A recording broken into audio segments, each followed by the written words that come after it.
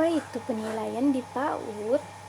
Nah, teman-teman, penilaian PAUD adalah pengukuran tingkat pencapaian perkembangan anak usia dini dengan tujuan utamanya berpusat pada bagaimana memahami dan mengetahui perkembangan yang dicapai anak setelah mendapatkan rangsangan pembelajaran di PAUD. Nah, selanjutnya, ruang lingkup penilaian PAUD. Penilaian PAUD mencakup dua bidang pengembangan. Yang pertama, bidang pengembangan diri meliputi moral dan nilai-nilai agama, sosial, emosional, dan kemandirian. Dan yang kedua, bidang pengembangan kemampuan dasar meliputi kemampuan berbahasa, kognitif, fisik motor, dan seni. Teman-teman, prinsip penilaian PAUD itu ada 7. Yang pertama, terencana. Yang kedua, menyeluruh. Yang ketiga, sistematis. Yang keempat, berkesinambungan. Yang kelima, objektif. Yang keenam, mendidik. Dan yang ketujuh, kebermaknaan. Nah, selanjutnya teknik penilaian di PAUD. Di sini saya akan menjelaskan 5 teknik penilaian di PAUD. Yang pertama, lembar observasi, yang kedua, catatan anekdot, yang ketiga, hasil karya, yang keempat, checklist, dan yang kelima, portofolio. Lembar observasi adalah cara pengumpulan data penilaian yang pengisiannya berdasarkan pengamatan langsung terhadap sikap dan perilaku anak. Nah, seperti yang teman-teman lihat, di sana ada seorang anak yang sedang menghubungkan garis putus-putus. Nah, jadi format penilaian observasi anak itu nama Abdul, kelompok B. Hari atau tanggal Senin 25 Oktober 2020. Kegiatan pembelajaran menghubungkan garis putus-putus. Aspek yang diamati, aspek kognitif, dan hasil pengamatan dapat mengerjakan dengan baik. Unjuk kerja.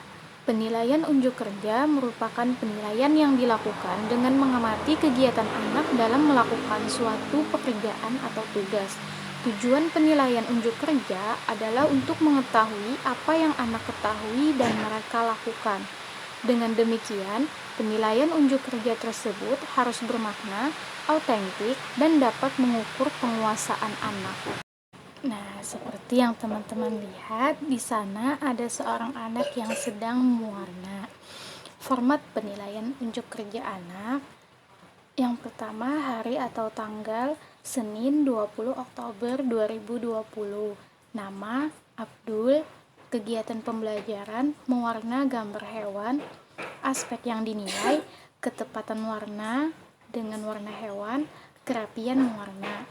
Hasil, anak mampu mewarna gambar hewan sesuai warna hewannya. Yang kedua, anak mampu mewarna dengan rapi.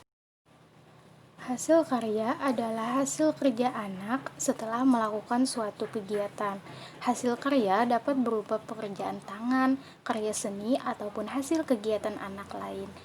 Penilaian hasil karya anak berupa gambar, karya seni, unjuk kerja, hasil karya, dan lain-lain.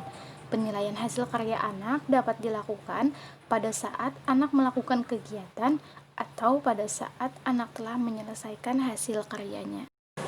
Format penilaian hasil karya anak.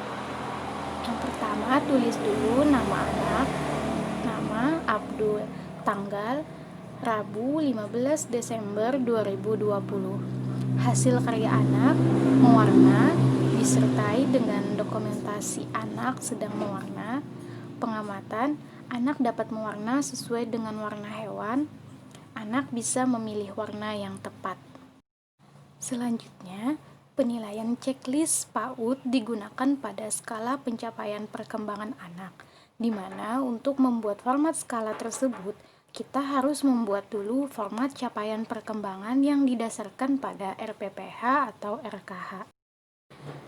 Nah, selanjutnya, contoh format penilaian checklist.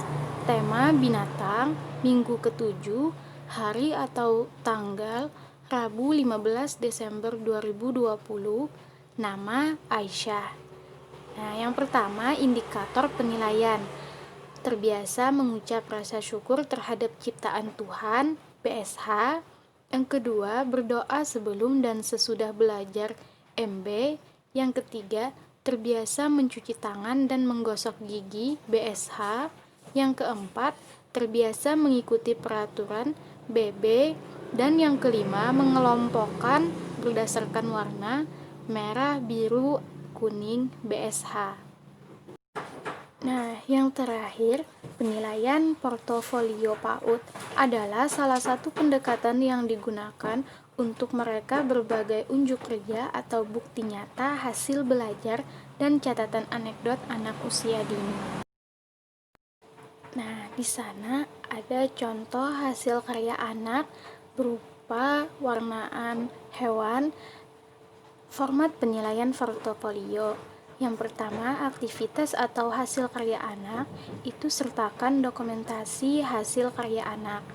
Yang kedua, catatan guru. Huruf-huruf belum terangkai.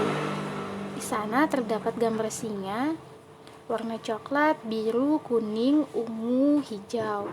Bentuk sudah jelas, beberapa bentuk lingkaran dan garis-garis. Analisa kompetensi dasar 3.12 sampai 4.12 mengenal suara huruf awal dari nama benda di sekitarnya. 3.3, 4.3 terampil menggunakan tangan kanan dan tangan kiri menampilkan hasil karya dalam bentuk gambar.